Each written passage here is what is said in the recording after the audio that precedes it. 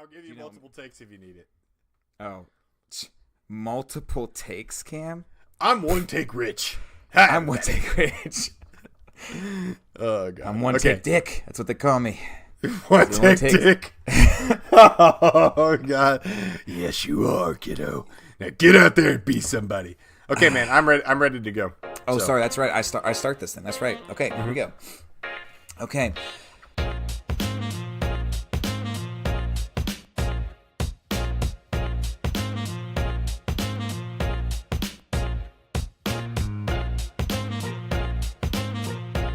Well, hey everybody, welcome to another episode of Filling the Gaps. My name is Rich, and joined again by everyone. Can we just give it up? We get joined again by Cam from the biggest and baddest state of Texas. Just give him a clap, give him a cheer, There's probably a cheer clap going on. Cam, edit in a cheer clap for yourself. That's real humble. Do that if you can.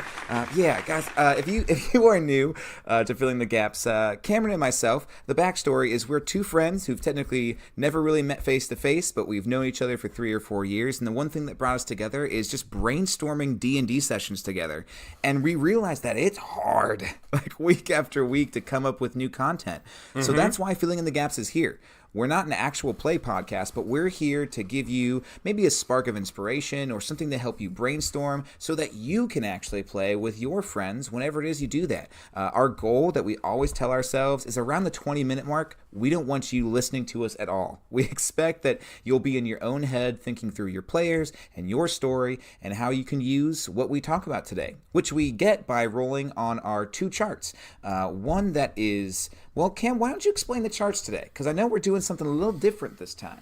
We're doing something different because as hard as it is to create a session week by week, just imagine how hard it is to create a podcast that does the exact same thing week by week. So we are going to inject some life into our podcast by, instead of using scenarios, this week and maybe for a little while here in the future, we're going to be incorporating themes and monsters as opposed to our normal themes and scenarios.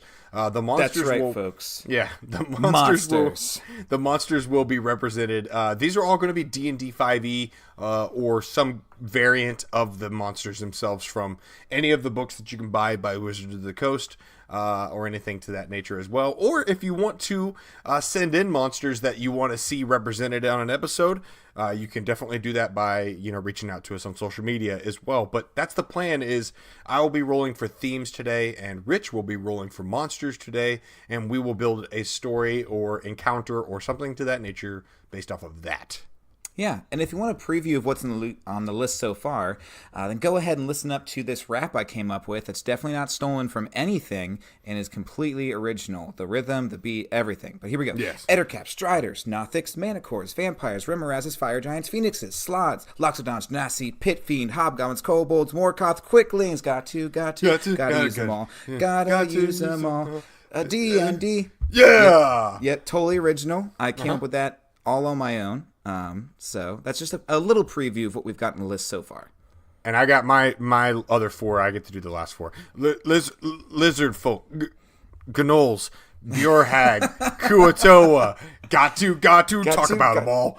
Gotta talk about them all in our show. That's it. Hey, that's it. That's it, Cam. That's it. That's beautiful. It's beautiful. I'm a wordsmith, and some people say that I'm our time's Eminem. Pretty much. It's true. Yeah. Eminem's still alive, but you are him more than he is. I am, yeah. That's my name. So, let's do this thing though. I think with the normal rules and everything like that, I think all that we have left to get out of the way, Rich, is one thing. What's that? Shall we roll? Let's do it. Cam, we haven't rolled together in quite some time. I'm excited for this one. Okay, so, like we said before, we're going to roll 2d20s, and that'll be what we talk about for the next 40 minutes. Cam, are you ready for this? I'm ready for this. Let's do it.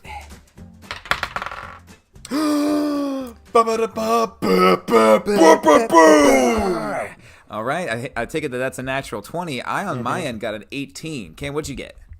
I got a nat 20. So. A nat 20. That's how you know it's going to be good. Okay, so Cam, why don't you go ahead and figure out what our our theme and monster is going to be, let me tell you guys about a sponsor, Libris Arcana Dice. Now, Libris Arcana Dice, if you like dice, if you like D&D, and if you like getting new sets of dice, Libris Arcana, they're the service for you. You can check them out on their website, librisarcanadice.com. Give it a Google. They're pretty much like a shipping service. You pay a monthly fee of about, it's an affordable fee, and they send you a new set of dice every month, or 3 new sets of dice every 3 months. And speaking of affordable, if you use our promo code FITG, you'll get 25% off your first order. So give them a check out and tell them we sent you. But Cam, 18 and 20, what do we get? We got an Enticing Forest, and that one was brought to us by Ren 13. So thanks, Ren. Ren. Our monster, our first ever monster this week is going to be the Gnolls. The Gnolls. The Gnolls, yeah.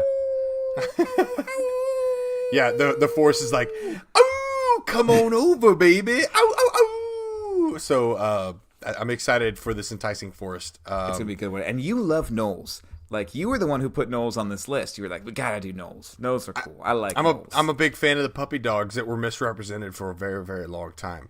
These, so I think there's been like a slander campaign against Gnolls because originally back in like 2E, Gnolls were actually a player race. You could play as Gnolls.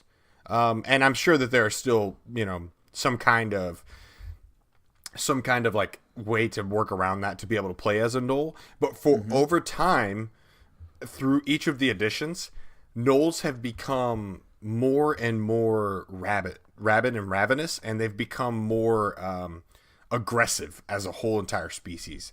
And they've lost what I guess like more or less their humanity in a way. The best way I could say that. So Gnolls are so interesting to me because I feel like there's like this subset of Gnolls that still holds on to the civilized values, but then I also think that there are those extraordinarily rabid Gnolls that are just like, who cares? Want to eat everything? Let's kill stuff. But I like to explore sort of both sides of that because I think that there's a lot more that meets the eye than what we know of the Gnolls in current 4E and 5E stuff. So. All right. Well, let's get into it.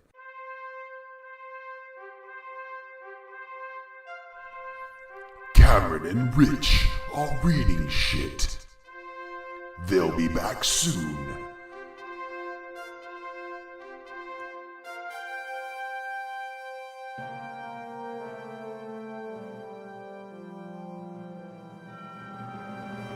All right, guys, so here's the deal. Me and Cam, we wanted to make sure that we just weren't, talking out our butts about these Gnolls. So we actually did some reading. We read through the description of Gnolls in Volo's Guide to Monsters, and also who's description in Mordekainen's Tomb of Foes, the demon lord who. So Cam, let's just talk about what we've read. Also in the context of our theme, which is what was it again? A pristine wilderness or something? It was a enticing forest. An enticing forest. So here's the thing I'm thinking of.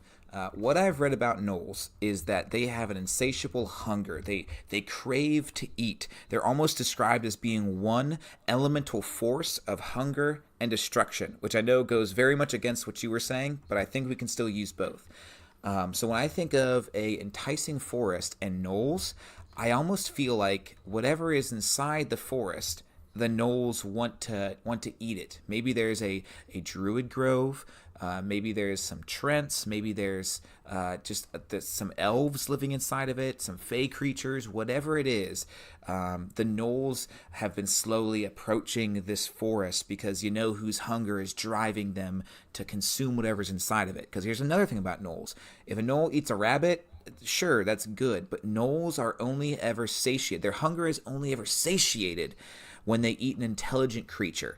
After consuming a town or a village, a Gnoll warband might feel full for 2 days to 7 days as they feel this satisfied, full feeling that who gives them. But then after that, the cravings start back up and they're on the hunt again. Cam, what are you seeing in your head? So when I'm thinking about this story, I'm thinking, I always think backwards, and at first I was like, the enticing forest is where the Gnolls exist. But now that you said it that way, the enticing forest is what's enticing to the Gnolls. And I think that that's the direction you'd like to take it to, right? Like you want the Gnolls coming to the forest. Yeah, and we're protecting the forest. And I like the idea of protection as well. And so we have a town that is filled with, people that are essentially, let's give a reason why the Gnolls would want, I guess because of the hunger. Dude, but I have an idea. Why is the town there? Go ahead. I think the town, well, I don't know why the town's there, but I like the idea of the town living in this isolated forest for so long that they haven't needed to fight. They've been tending to the forest. This maybe elves or maybe even a ladrin. A ladrin are a subspecies of elf that live so close to the Feywild that they kind of take on the magical properties of the Fey, meaning that they kind of literally show the 4 seasons. So there's like summer Eladrin, spring, fall, winter, and they each have their own personality traits. Anyway, we're not talking about Eladrin right now. We're talking about Gnolls. I think that this village living inside this forest has been isolated for so long, happily isolated, that they've given up the need to fight. They almost have this utopian society of art, of literature, of knowledge, of peace. And because of that, they've gotten soft and squishy. And you know who knows this. So they are a prime target for this Gnoll warband to just wash in and consume all of them. And that's where the players come in. The players get reached out to by this society, whether it's by a bird carrying a message or through a dream, through one of your druids or a cleric. The village reaches out to them and says like, hey, we need your help. There's dark omens on the sky. And then the players come and kind of set up the defense. Yeah. I think that's as simple as it gets, like there is maybe this town has some like outposts that are large enough to sort of satiate the hunger for a little while, because I don't see any reason why the Gnolls would show up to this town and not kill them all until they are all dead, because Gnolls are, they are infamous for not leaving survivors. Oh no, so they eat the survivors. Yeah.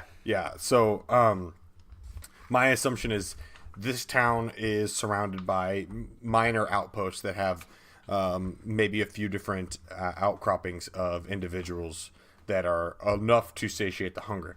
And it's a large enough forest that it's defensible, but I'm thinking of it like in a four entry points into this large town, sort of located at the center of this forest. And I'm thinking of 4 different war bands that are approaching, that are trying to kill everybody there. And who has essentially said, whoever is the victorious war band gains my favor.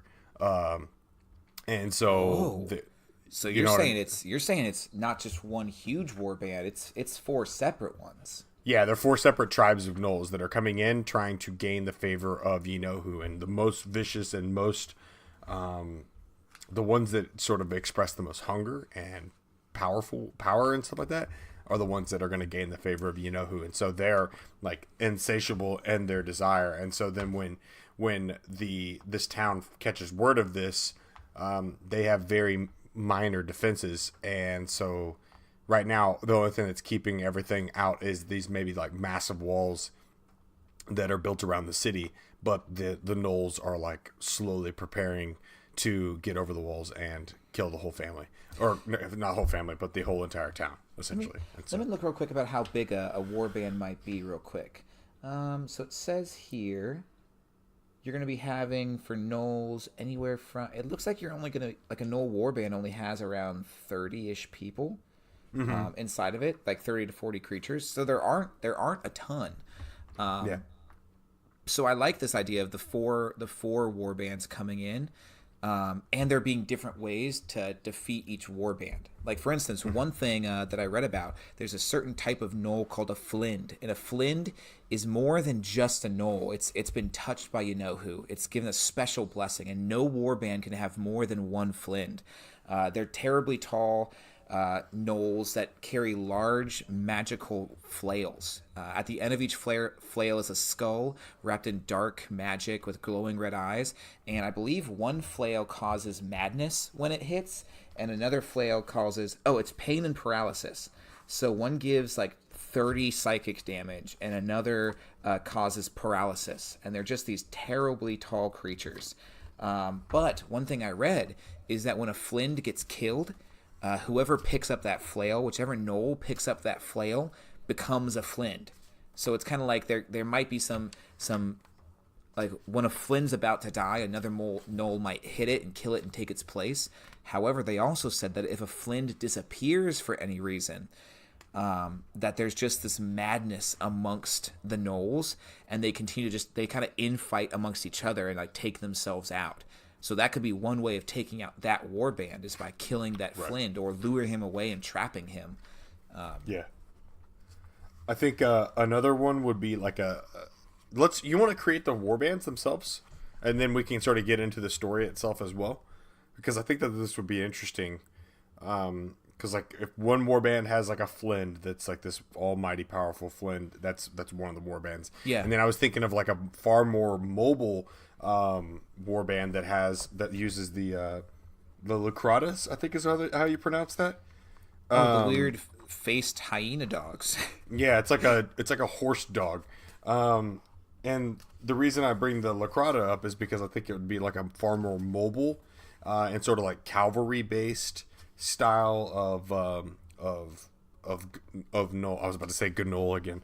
Gnolls. Yeah, but I think that would be pretty cool as well. Let's see here. What about another warband that is like infested with cultists as well, like different style, like orcs and stuff. I love that you say that. So, funny background story. When we were reading about Gnolls, we got to the part where it talked about Gnoll cultists, and we were like, we don't gotta read about them. We don't gotta read about no Gnoll cultists. But as we were talking, man, I'm glad you brought that up. I do think one group of Gnoll cultists would be great. People of different races kind of wearing the hides of like hyenas, dressed up very animalistic. But one thing it lets us do is if the players attack and take out that warband, they'll have information. And I like that. They'll be able to be like, okay, like they'll find out from that group that if you capture a Flind or if a Flind disappears, that the warband just disintegrates. Like they'll get these little tidbits of information. And one thing it lets us do is in Volos, there's some little flavor blocks around here, and one that I'm seeing right now is called the Hunter's Chant, and it's super spooky. I'm gonna read it right now, and I think this would be cool to hear, like just going through the forest like at night, trying to get ready to attack this band of cultists, and you just hear them sing. You hear the singing, like, the first gift is hunger. It's his blessing. It is our call to bring death. The second gift is death. Death proves our strength. Death purges our fear. The third gift is fear. We fear that we will fail him, and we fear the onset of hunger. And it's just this chanting. I think that could be super, super spooks. Followers of Ye-Know-Who that are not Gnolls will begin to take on the effects of being a Gnoll as well. Their backs will hunch. They will file their own teeth down to sharp fangs as well. And so this idea of like seeing these humanoids that the players are like, oh, look, people, they can help us.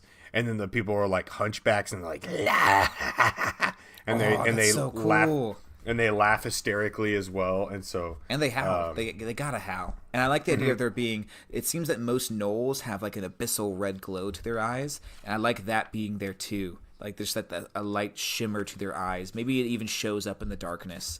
Oh, let's do this real quick. If we're gonna have 4 war bands, the book right here has a table to name a war band. Let's do that real quick. Let's name some war bands. Okay, so I'm gonna roll 2d6, and then you can roll 2d6. So first off, I've got the Rotted Hunters. I've got the Rabid Ravagers. The Rabid Ravagers. I like the idea of that being the cultist group. And you got the Rotted Hunters, right? And I like the Rotted Hunters. We haven't talked about this warband yet because I like the idea of if a warband has been starving for a long period of time, they will eat their own, and they will have their pack leader bring the bones of their eaten brethren back as like essentially Gnoll undead, and that's that warband.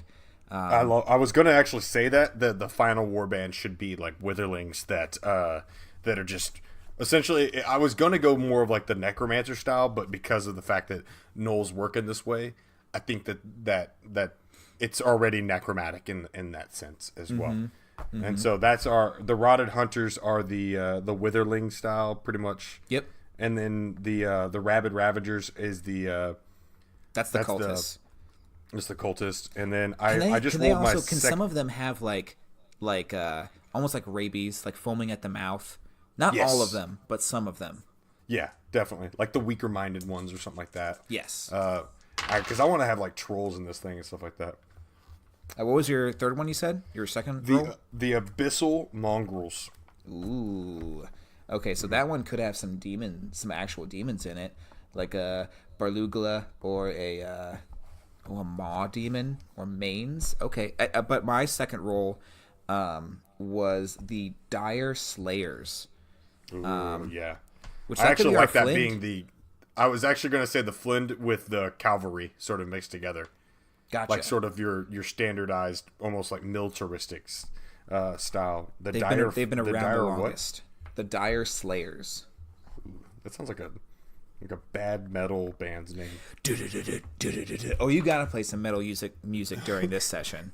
Like everybody, we're the dire slayers. As you kind of look over the horizon from the tallest tree, as you look around the horizon at dusk, and you just see fire burning through the trees and the howl of hyenas. Okay. Anyway, you're welcome for that. Welcome to Filling in the Gaps.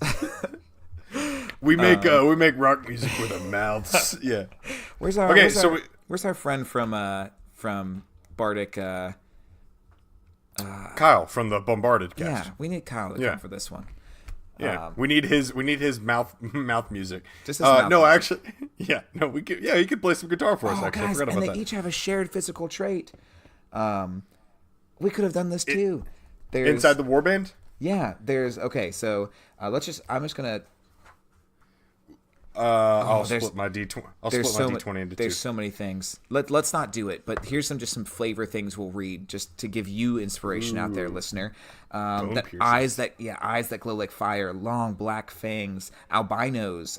They're covered with strange mushroom growths. Hello, that's the withered ones or the rotted ravagers. That's them for sure. Ritual scarring, surrounded by clouds of flies. Prisoners kept in cage and tormented, attempts to capture and use siege engines, carry and spread disease. Leader has a powerful item such as a horn of blasting. Then some things that might happen around the area. Friends betray one another and just start getting angry. That could be interesting. Animals become rabid and vicious. Food and drink spoil. Minor earthquakes. Residents suffer bursts of short-term madness on page 40. Oh, got it. I was like, where the hell is all this stuff? Ooh, one group. 40? Shared physical trait could be constant cackling, laughing.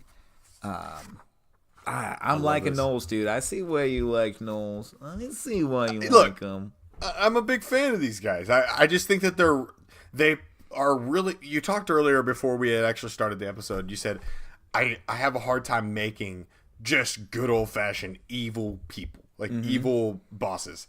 I don't see how you could make them good, but that also contradicts what I said earlier because I said that I think they're misrepresented. But that's a whole different story, and we don't have to get into that into this one. I mean, if you wanted to do a Gnoll campaign, you've got all this information, dude. Gnolls could be good for like 6 sessions. Yes. Because after 6 sessions, you're about fatigued with the Gnolls. But I could get probably 5 or 6 sessions of Gnoll goodness out of this because of the diversity of the warbands. Exactly. They're like 3 to 4, and a defense setting could be good. Well, both like I think defense, but also like an attack is the best defense, if that makes sense. Right, 100%. What about the city? Like what's going on with the city? Where are the Gnolls? Like, have the Gnolls sort of set up camp at the 4 different locations outside? are you going to ever incorporate fighting between the Gnoll warbands themselves? What are we doing there? Well, so here's another thing about Gnolls that I've noticed is that they don't necessarily camp. They kind of just strike. They just show up. They just attack. Right. Because if they root themselves too much, like that's a thing where they know that they're going to get caught. So they try to like just strike isolated groups as much as they can. And if there is a fortified area, they just like go all out. One thing that I read that I loved is they said like if Gnolls are assaulting like a fort or something with walls, Gnolls will get up the wall by crawling over the bodies of other Gnolls. Like, so they have like a World War Z kind exactly. of thing going on. Yep, they will just go until there's enough bodies they get up over. That being said, so I think the biggest reason why this town knows that Gnolls are coming is through like omens.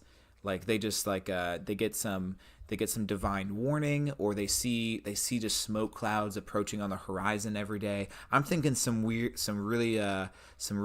like interesting Lord of the Rings type vibes. I've been reading Lord of the Rings lately, so sorry, I'm gonna reference them real quick. But the elves in that book seem to have this almost supernatural awareness of like we've seen or we've sensed or we can smell or we see on the horizon, not necessarily with their eyes, but with like a third eye type thing. Yeah. And this village that doesn't need to fight anymore is really attuned to that. Maybe they're even really attuned to nature and they just sense the blood in the soil. What if there's like 1,000-year essentially sort of cleansing called the hunger that like they're just preparing for. They know it's coming. We spend all of this time we're so isolated from the world that we don't actually have to fight anything.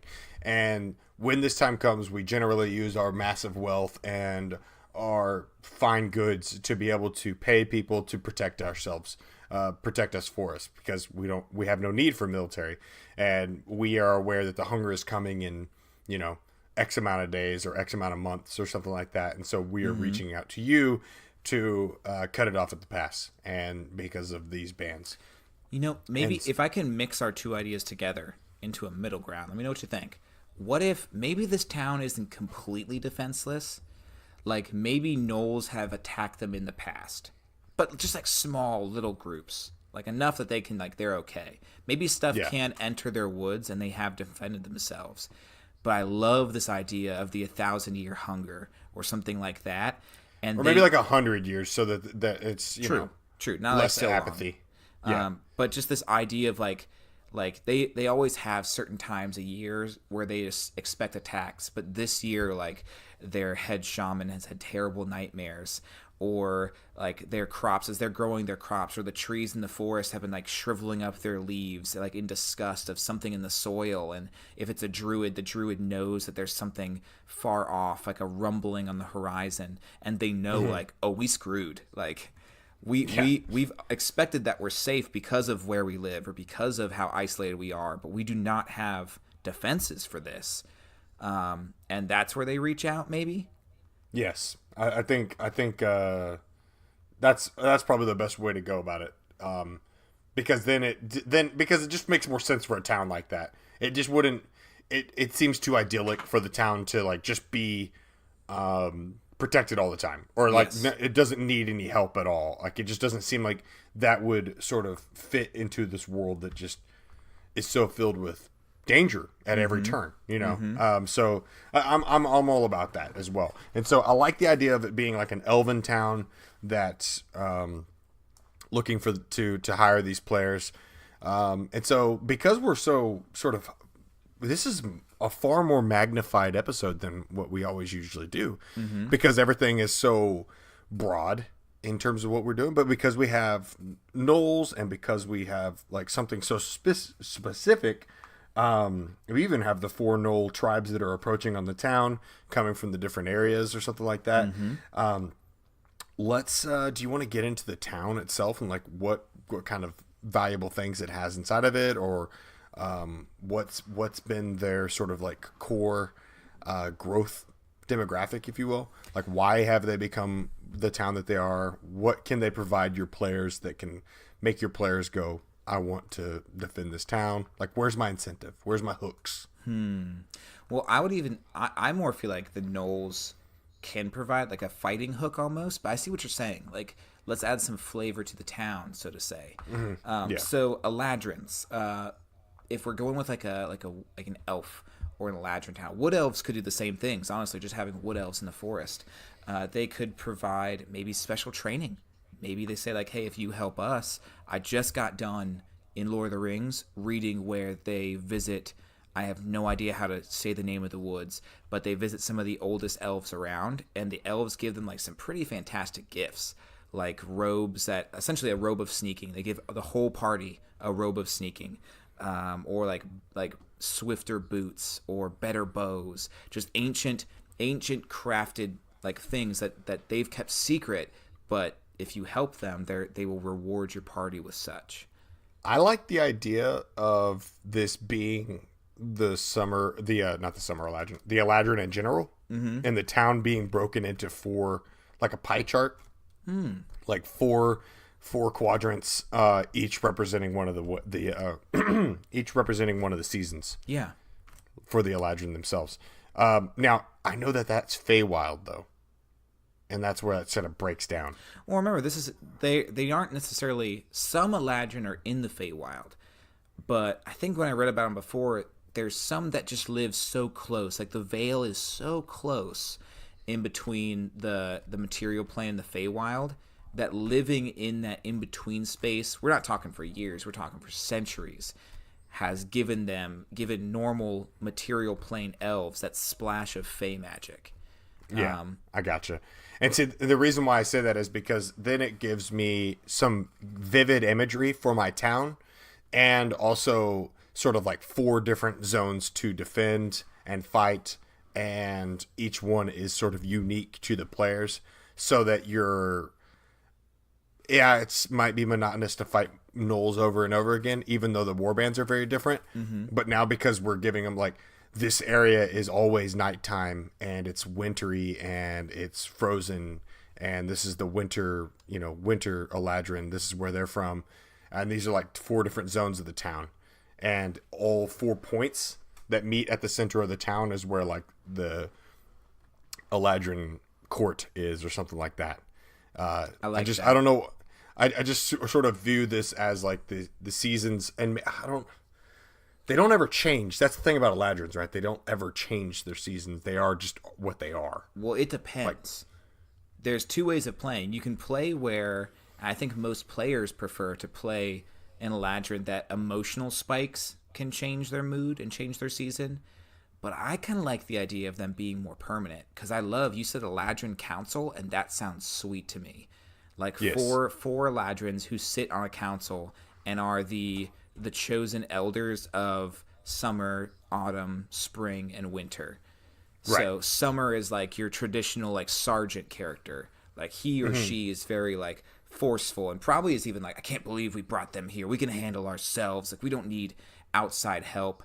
And spring is more like bubbly and flirtatious, and they're like, oh no, it's so good to have others here, and etc. Like, winter is probably chill, not fearful, but right, but yeah, very very pessimistic. Exactly. About it all. Yep. Like, everything leads to death. Everything will die in a frozen heap, and exactly. we will all our bodies will be thawed, or will never thaw in the winter court, or something like that. Yeah. But I just like the idea, because then now we can build this really cool town that's got these cool crossover sections where it's like, okay, summer, like if I'm drawing a circle right now, right? Big circle, put a big plus sign in the middle, and then I go winter top left, and then I go spring, and then I go summer, and then I go fall. So it's like winter, top right, spring, top or bottom right, summer, left, bottom left is fall or autumn. And then you have, on those lines, you have these little cool crossover areas. So this gives some really cool imagery for your players. And then at the same time, they've got all these different things inside this town that can allow for your players to prepare in different ways. And I think that these are the 4 roads lead directly into each one of those seasons, if you will. And so those 4 roads are sort of the directions in which all the gnolls are coming from.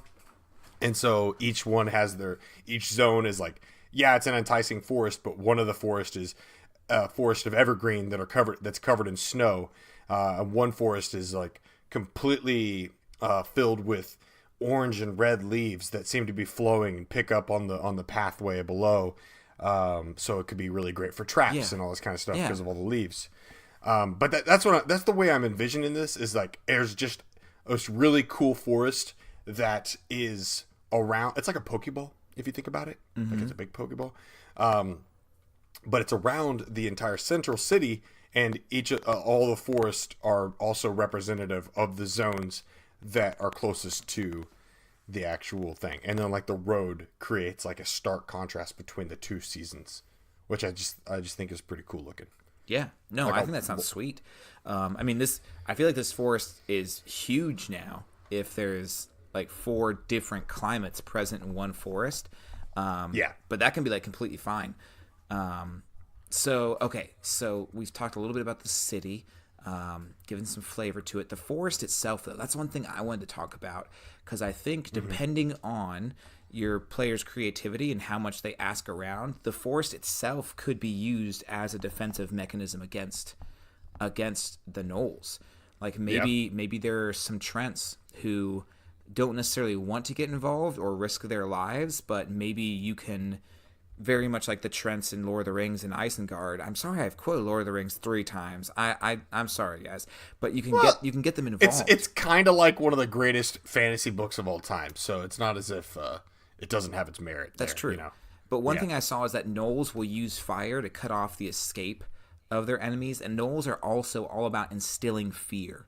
They don't want their opponents to come at them confident and strong. They want them to come at them. They want their opponents to run when they show up, because they've been fearful of them for so long. So I think fire and destruction would be a tool of these gnolls, and if you can convince a Trent to help, that'd be awesome. Another thing is maybe there's a shambling mound of some sort, maybe not a true shambling mound, but a part of the forest that is old and is itself. I think you've got to describe it very vaguely too. Don't give it detail. Don't try to describe everything. Have one of these elves say that, part of this forest, there's parts of this forest that are even older than we are, and the forest, we give it its space. Because it defends itself, and it's reclusive to us, and it tries to keep us out. And if the gnolls were to go there, like I fear for them, and maybe that's a thing where you try to kite some gnolls to this deeper part of the forest, and as you go in, like you're hiding, and you can hear the chirping of hyenas, and the gnolls follow, and then you like paint the scene. You kind of either give it over to your players, like, okay, the forest is going to kill these gnolls. Like, how does it happen? And let them come up with it.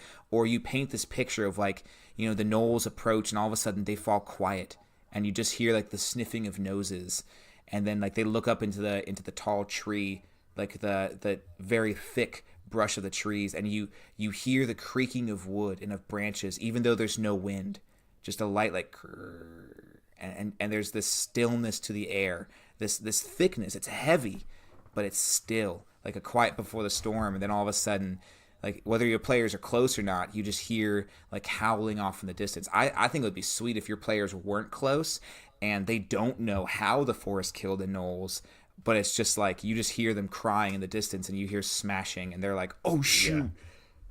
Yeah.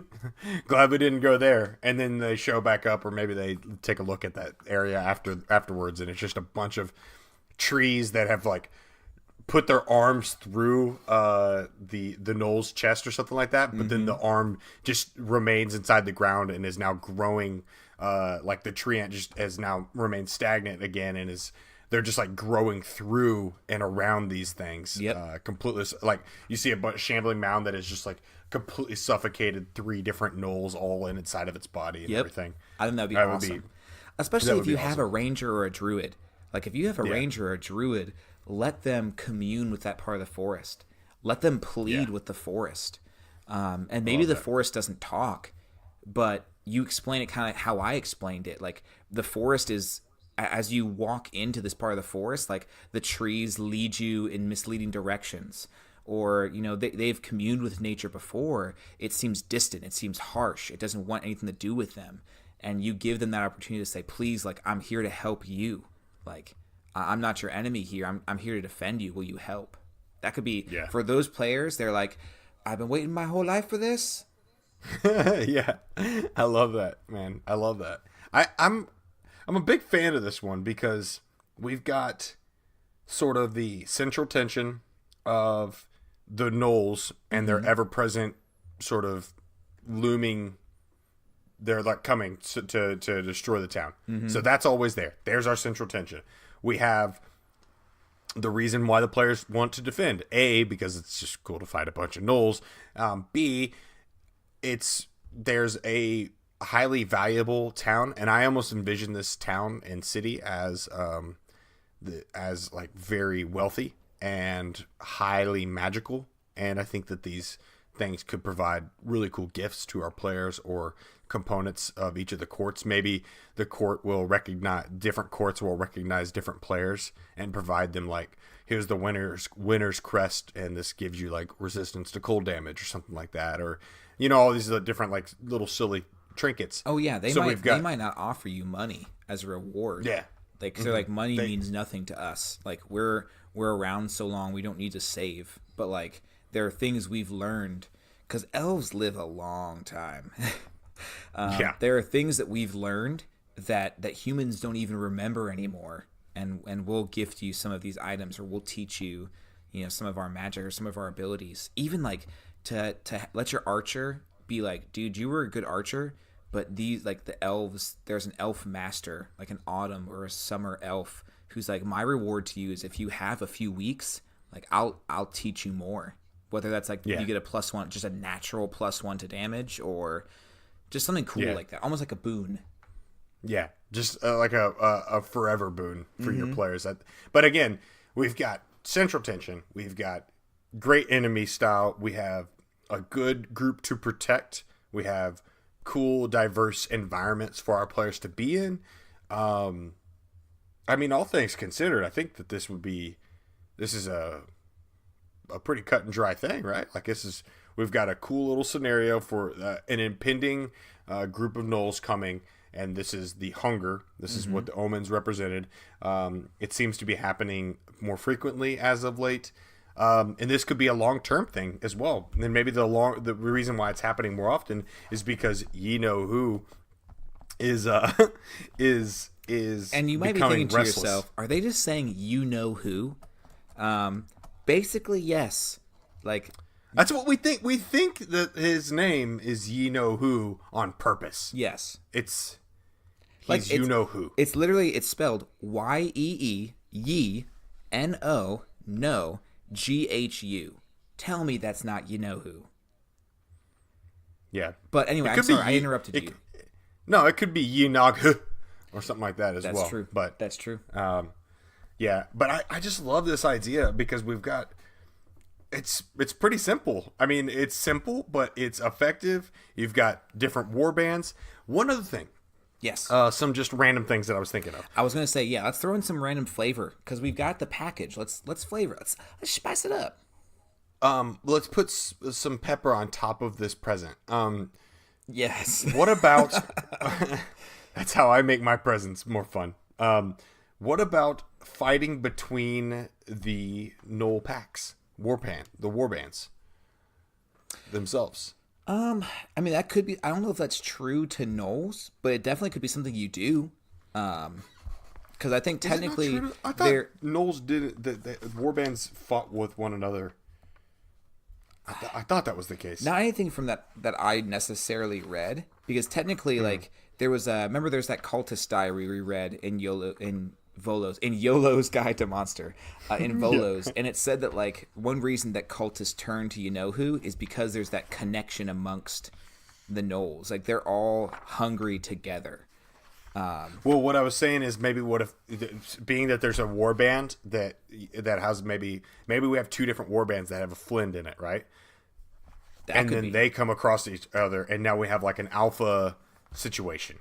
on our hands. That could totally be. And I think playing into that is one way that you could have your players like defend against this forest or defend this forest against the gnolls. I even think like if you can just lure that like a Flint, maybe you don't even take on a whole warband. You lure a Flint into that part of the forest where it gets trapped or killed, and boom, you've essentially taken out the whole warband. One thing I could be sweet, one scene that I see is maybe when you show up to this town, they've already captured one of the what was it? The rabid ravagers, the cultist groups.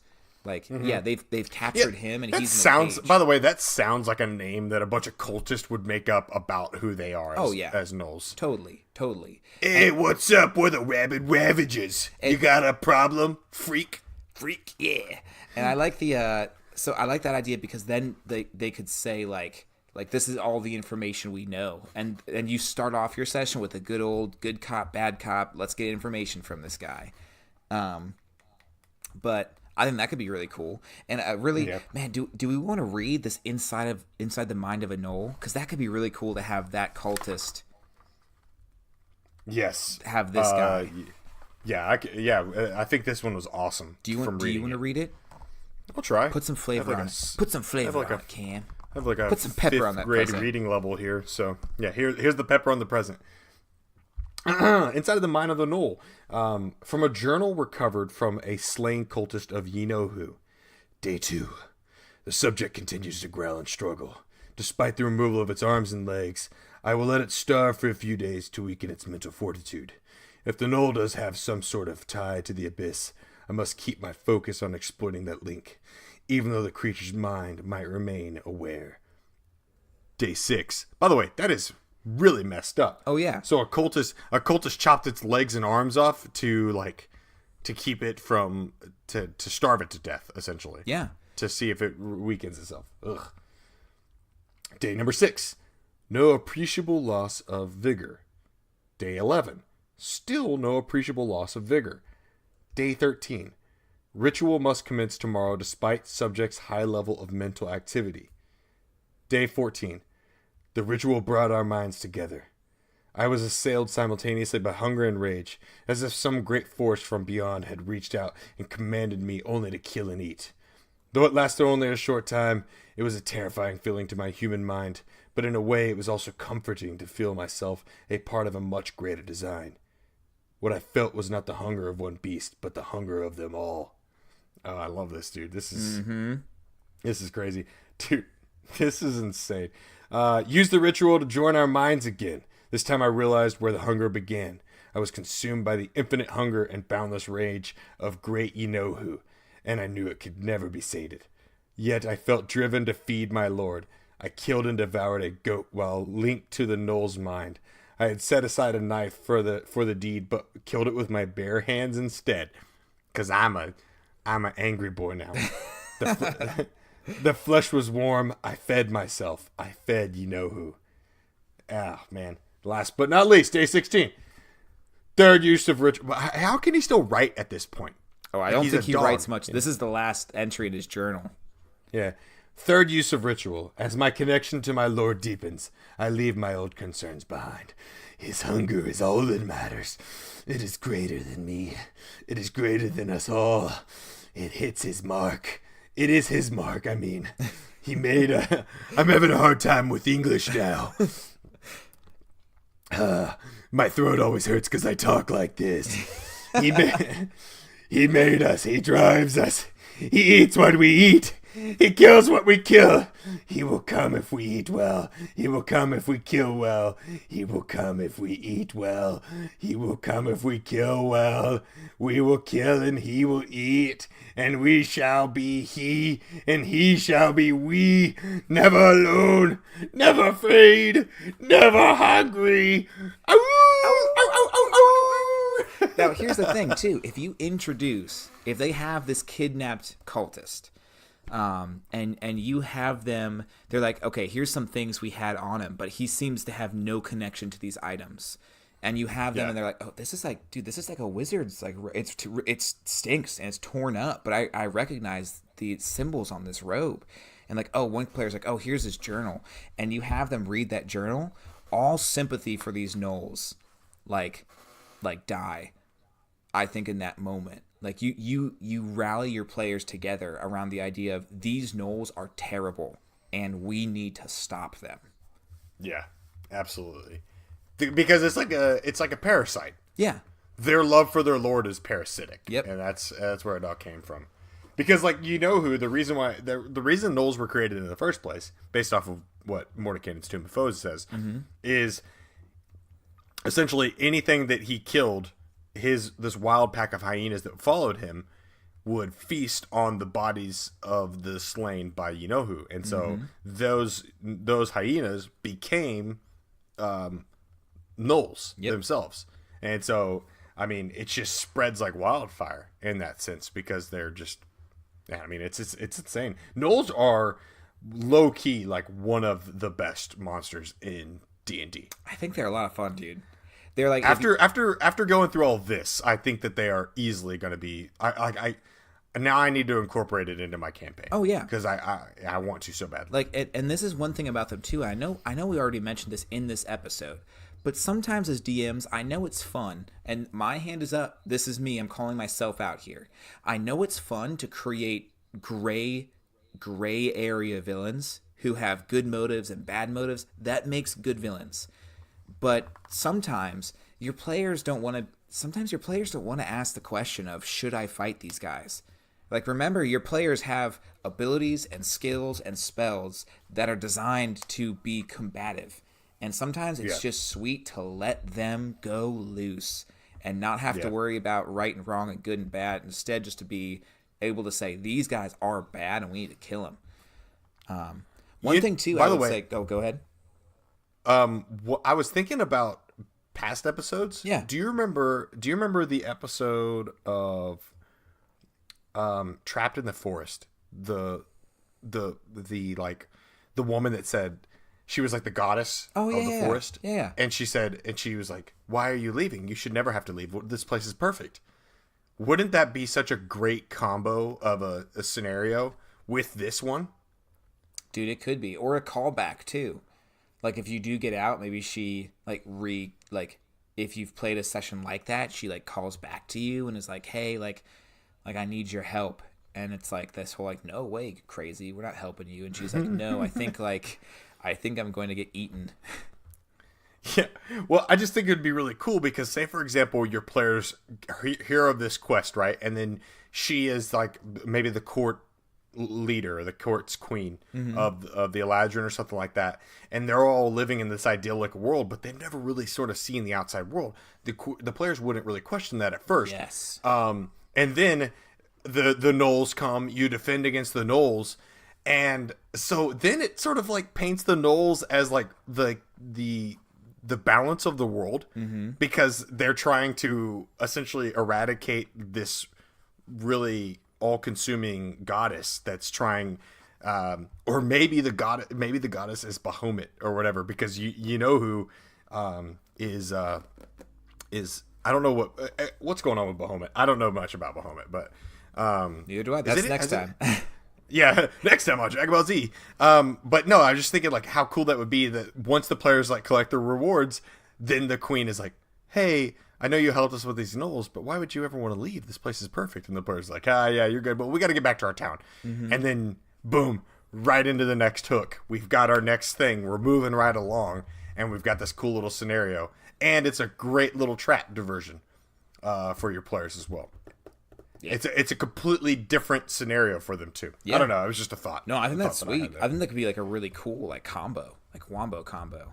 One thing, too, that I wanted to make sure that I think could add some good variety to this session is, from a DM's perspective, some things that I think would be cool as a player is, since there's 4 different war bands, I think they need to get ambushed by a war band. There's one war band where they need to be traveling and they get surprised. You put your players against the wall and you say, these Gnolls trapped you. How are you going to fight? Fight or flight? What's going on? Right. I think then, if that happens first, I think it would be sweet to then let them get the drop on another warband. That way they get to feel they make a master plan, they execute it, and boom, it goes perfectly.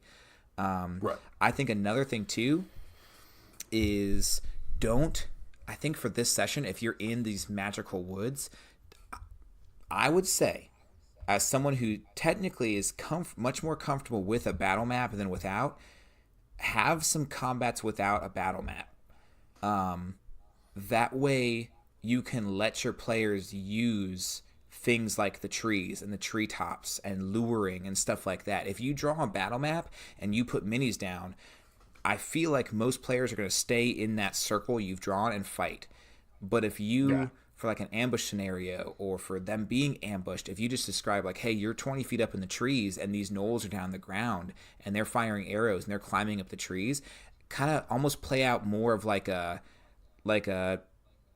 still technical battle with health and with attacks and with accuracy, but don't draw the map. Let it be in the mind for a little bit so that there can be more movement, if that makes sense. Yeah, 100%. I like that a lot. So, who's doing the synopsis this week? I don't know. That's a good question. Who did it last week? Well, you were by yourself singing our theme song. Well, that's right. That's right. I think last time, did you do the... you did the last one. I think I did do the last one. Okay, you want to give everyone a quick summary and I'll whip up something? Yeah. The Eladrin Court of Four Seasons.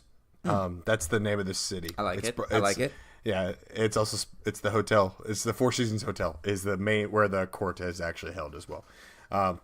They all leave out chocolate mints for everybody after they get done staying at this Four Seasons, but they have reached out to the players because the hunger is upon us yet again. The Gnolls of the different areas, the different war bands that are sort of being manipulated by you-know-who, have made their way towards the forest and are trying to slowly but surely kill everybody and eat everybody in the name of their Lord and Savior. You know who. Yeah. The Beast of Butchery. As they've done so, these different war bands are all represented by Gnolls, but they are all represented in different ways. You have the Rabid Ravagers that are essentially a war band of cultists, all with bones through their noses and through their teeth and mouth and all this different kind of stuff like that. Just sort of like very, very psychotic. You've got the Rotted Hunters it's a war band filled with a bunch of witherlings and a few pack lords that are essentially using this like large scale army of undead gnolls. And then you have the Abyssal Mongrels, which are sort of like demonized gnolls led by a singular Flint with a massive flail of skulls crackling with deadly energy. And then you have the Dire Slayers, this entire war band that is built up of those weird dog horses and some other stuff like that, but they're like your cavalry style. And essentially it's up to your players to defend this city in the honor of Four Seasons Hotel, brought to you by Marriott. So other than that, I think that's pretty much it. Yeah, it's a pretty much cut and dry. Get there, protect, and then gain some information. And then a little bit of DLC that you could throw in there if your players pay enough is you could add one of our older episodes. We are going to be putting all of our old episodes behind paywalls now, so I hope you don't mind. Yeah, but the way we got bought out by EA the other day, and so every bit of our content is money blocked now. So I hope you don't mind. Yeah, but yeah, I think that's a relatively simple way to summarize it. But I do love this, and I would love to run this little mini campaign. Me too. Like I think Gnolls now just sounds so much fun, and I'm definitely going to use them to assault like a town or something soon in my own games. But okay, so here's the thing I got. Okay, you've already been brought to the town, and you've already interrogated the last remaining survivor of this captured cultist. And as you are getting ready for evening, the Eladrin Court, they bring you in to talk with you, to eat with you, to celebrate with you. Even if you're gonna spill blood together, they say you have to break bread together, you have to eat together. And as they're eating afterwards, they close the windows, and the Eladrin come together and they say, hey, let's meditate together. let's see what we're into. Like, this is what we do. We can scope. We're connected to the forest. We can see what's happening in the forest. So some of your players are like, what? This seems kind of weird, but they lower the lights and they chant for a little bit. They encourage you. They help you to get into this meditative state, and all of a sudden you feel it. You feel this connection, this fey connection to the forest around you. And as you pull back, at first it's beautiful, and then all of a sudden you smell smoke, and you hear cackling and the barking of dogs. And as your vision pulls up past the forest, you see rising up from the horizon this giant, mangled, matted-haired, huge gnoll, just the head, pull up over the horizon with glowing red eyes and thick teeth. It's the face of you-know-who, and it's hungry, and it's thirsty, and it howls, and as it howls, you all snap out. Even the Eladrins snap out of this vision, and you hear from the next room over, the prisoner is now just laughing maniacally. He's just howling and he's barking and he's shaking his cage. And as you run outside, you see on the horizon of the forest smoke and fire that's lighting up the skyline, even though the sun's barely begun to set. And you hear the howling of dogs, and you know whose hunger is. Well, I said you know who. That's gonna be a problem. But you are aware that you-know-who's hunger is now upon you, that this is no regular war band. This is multiple war bands come together to eat the enticing forest, the Eladrin court, the Four Seasons. So that's what I got. They're hungry for that continental breakfast, baby. Dude, so good. That was fun, though. This is a good episode. Yeah, it's good to be back, man. Put my pants back on. Yeah, here we go. So Cam, I did this last week. Why don't you go ahead and tell the good listeners where they can find us if they're interested in talking more about Gnolls or continental breakfasts or lists? Hey, are you a Twitter user? Of course you are. Everybody's a Twitter user. Actually, I found out that 75% of the United States actually does not use Twitter. So that's we're hitting at. We're hitting at you, 25%ers. If you are a user of Twitter, you can go find us at FitGDND, FITGDND. You can also find us on Reddit at Filling in the Gaps. If you want to find us on our Discord, you will have to go through one of those websites I have found out. There's no way to just get on Discord and search us. Huh. So there's always that. Yeah, I know. I didn't know that. If you'd like to hear more of Rich and I's voice, we have begun playing two characters in a campaign for Coventry. You heard the ad. Yeah, you'll hear their ad at the beginning of the show. Coventry is ran by our friend Cameron. Great name. Confusing, great name. Good I know. guy. Yeah, it's very confusing. But Coventry is a podcast, a real play. What is it called again? Actual play. An actual play D&D podcast. But this time he is running a game powered by the Apocalypse called Mask. And we are playing some superheroes. I will be playing as Calvin, the elemental science boy, and Rich. I'm playing this big old Chunk, the bull class. I'm a big chunky boy who hits things with his fist. Yes. We did the first two episodes are recorded. First one's out already, so if you want to hear that, you can go check them out at Coventry. We'll link in the podcast description. First two episodes are a lot of character building and stuff like that, but we're about to get into some crazy stuff. We're about to punch things and set things on fire, and Chunk will be eating a lot. So that's a fantastic, and we've enjoyed it. We've enjoyed the heck out of it. So that was a lot of fun. Yeah, it definitely has been. So other than that, though, man, I think Rich, you could take us out, man. Boom. Well, guys, as always, we hope that you got something from this session that inspires you to play D&D more, that makes you want to go back to DMing with your friends, or maybe it inspires a good backstory for your character. However it is, we might not be an actual play podcast, but we hope that you got some idea that helps you to actually play next time you sit down with your friends. Until then, we'll see you guys on the next one.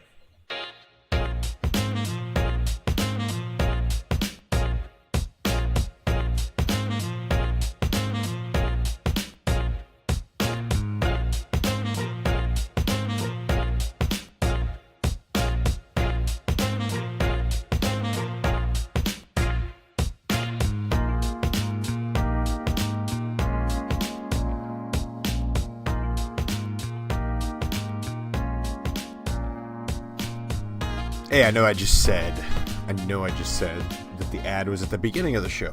But this is Editing Cameron, and Editing Cameron thinks differently than Show Cameron. So here's what you'll do. You're going to check out this sweet ad for Coventry. They are the podcast that we joined here recently, and they are DM'd by Cameron. He is awesome. I think you might actually enjoy this podcast if you give him a look. So check him out. Here you go. Have you been living under a rock your whole life? Well, we've got some common ground. Welcome to Coventry, a D&D 5e real play podcast following three heroes as they adventure on the surface after a lifetime in the Underdark. With goofy scenarios, dark themes, mystery, and high adventure, Coventry will leave you laughing, crying, and wanting more. The second coming of the Great Calamity is looming. Can our heroes solve the mystery of the deadly smog before it's too late? Find the Coventry Podcast on any podcasting app and on Twitter @CoventryPod.